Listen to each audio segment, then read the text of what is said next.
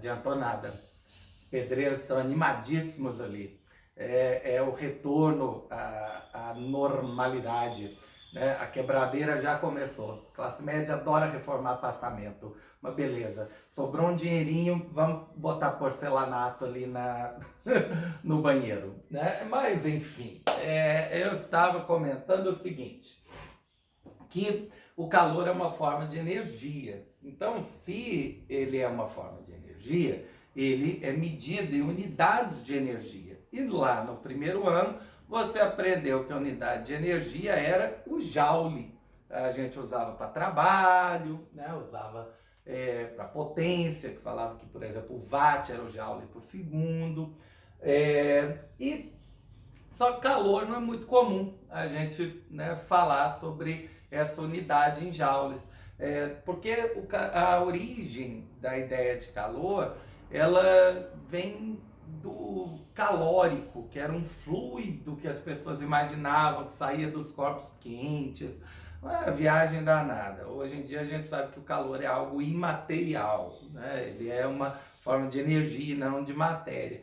Só que aí criou-se, né, lá até cerca de 300 anos, criou-se uma forma de medir esse tal calórico e chegou até a gente na forma da unidade mais tradicional, que é a caloria, que a gente representa só por cal.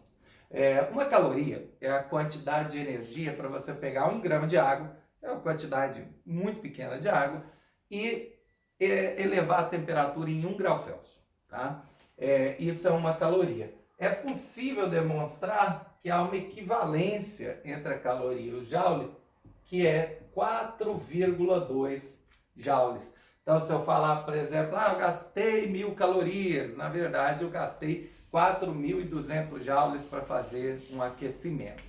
Aliás, no cotidiano, a gente não usa nem caloria, porque você já ouviu essa palavra, né? Mas você deve se lembrar de caloria em dietas, esse tipo de coisa, né? A pessoa resolve fazer essas dietas da moda, vou comer como os pré-históricos, né? Vai comer só carne crua e semente, essas maravilhas nutritivas, que aí eu vou queimar 600 calorias por dia, vou dançar zumba, e aí 1 hora de zumba queimo 800 calorias por dia, tudo balela, mas enfim. Nesses casos, embora a gente fale caloria, na verdade o termo técnico seria quilocaloria. Quilocaloria, tá? Só que fica muito comprido ficar falando quilocaloria, então a gente fala só caloria, tá? Às vezes o pessoal até se refere como caloria alimentar. Na verdade, 1.000 calorias, tá? 1.000 cal. Então, bom a gente começar aí com essas unidades, porque já que vai ter que fazer conta, né? Tem que saber unidades. Tá bom, mas de que conta a gente está falando, né? Por exemplo, na definição que eu falei de caloria. Uma caloria é a quantidade de calor para pegar 1 grama de água e elevar a temperatura dele em 1 grau Celsius. A gente está pensando nesse exemplo no efeito mais clássico do calor, o efeito mais óbvio, mais sensível do calor, que é um corpo se aquecendo, um corpo tendo variação de temperatura. Variação de temperatura. Que beleza!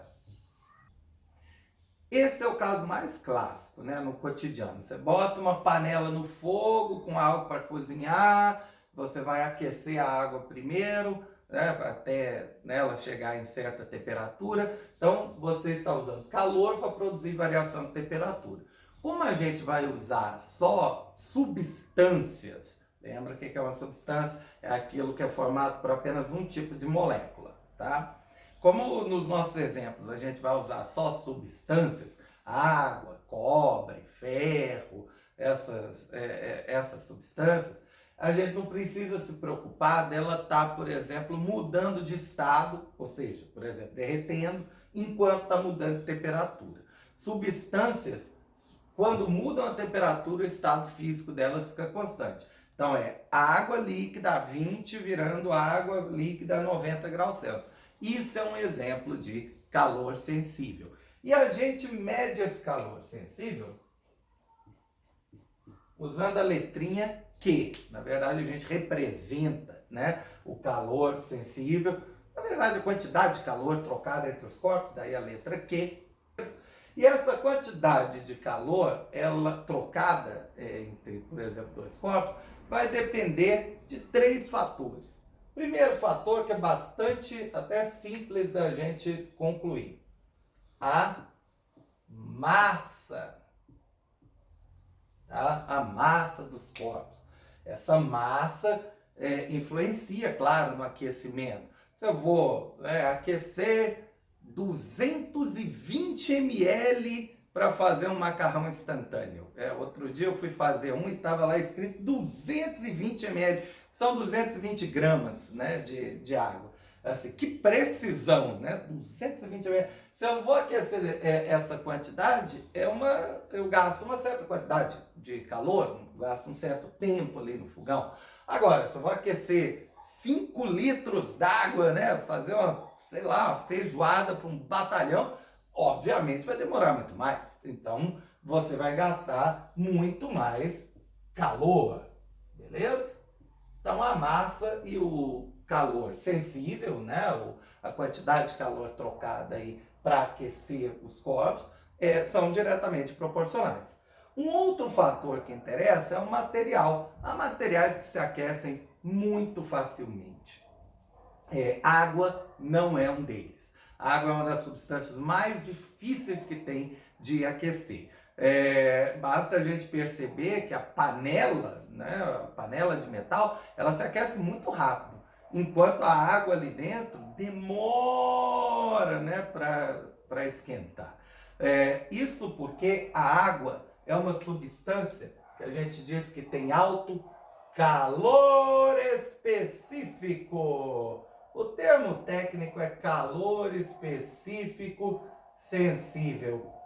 Mas vou combinar com vocês que normalmente os exercícios só jogam lá calor específico e você tem que meio que imaginar de que calor específico está sendo falado. O sensível ou latente. Latente eu vou, né, explicar no próximo vídeo. Então, o calor específico sensível, para você ter uma ideia melhor, ele é uma espécie de inércia térmica.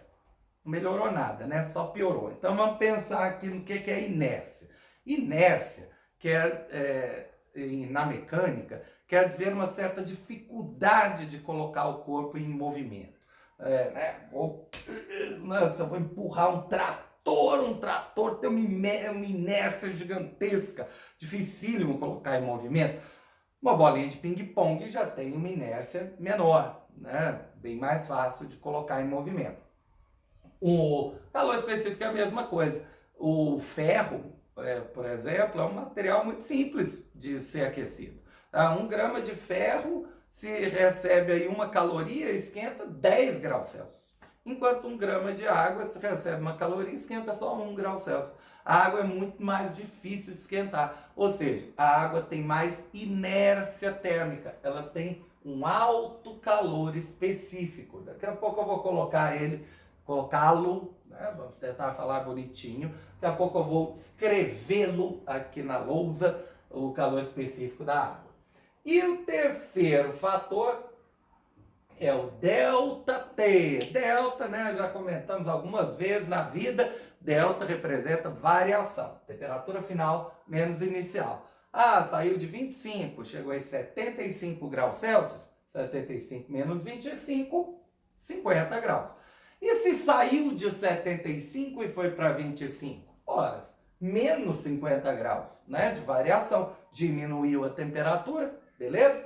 Então, variação de temperatura.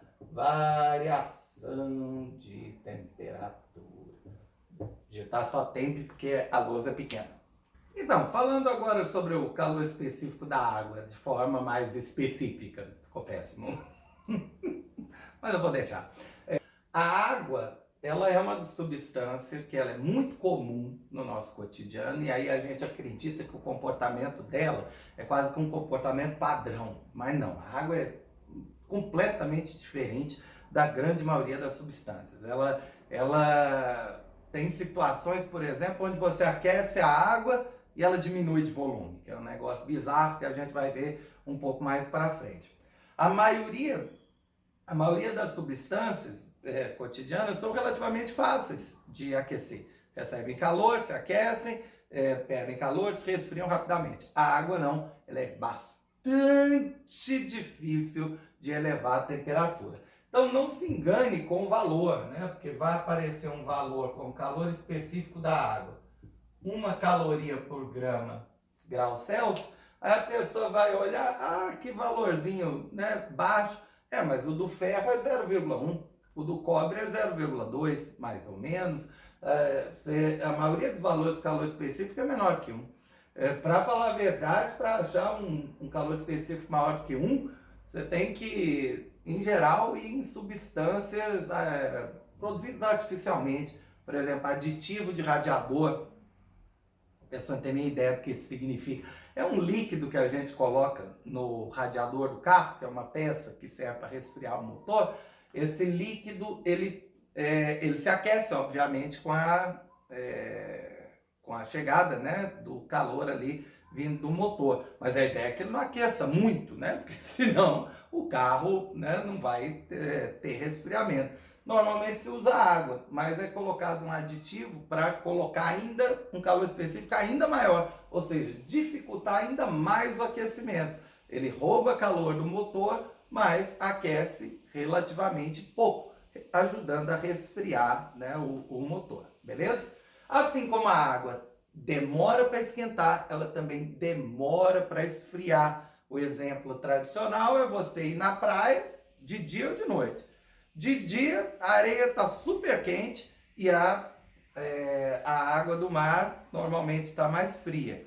Razão, a areia tem um baixo calor específico, então ela aquece muito rápido e a água demora, né, para esquentar. De noite, ao contrário, a areia né, diminui a temperatura rapidinho, enquanto a temperatura da água do mar praticamente não muda. Aí dá a sensação de que está mais fria, beleza? Mas mesmo a água, aí é um comportamento muito esquisito, mesmo a água ela tem calor específico diferente se ela estiver em uma outra fase. Por exemplo, gelo. Gelo é água, né, gente? É água em um outro estado físico da matéria, o estado sólido. O gelo é mais fácil de esquentar do que a água, tá? O gelo, por exemplo, se estiver lá a -20, para ele chegar a -10, é mais fácil do que, por exemplo, pegar a água a 10 e esquentar até 20. O calor específico do gelo é 0,5 caloria por grau Celsius. Não é que você tem que memorizar esses valores, tá, gente? O da água a gente acaba memorizando, porque os exercícios, né, aparece demais.